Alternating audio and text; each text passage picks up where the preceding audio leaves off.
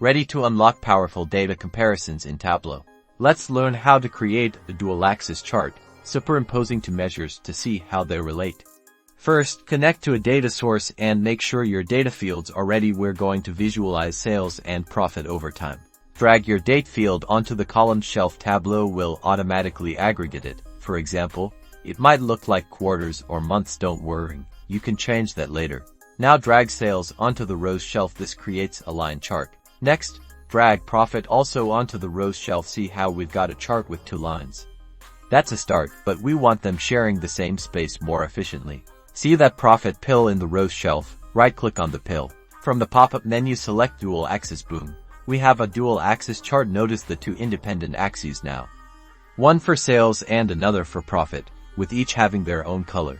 You can customize this further, using the marks card, make one line wider, or select a different shape to visualize. For example, change sales to a thick line and plot profit as a circle. You can also customize axis labels and titles for clarity.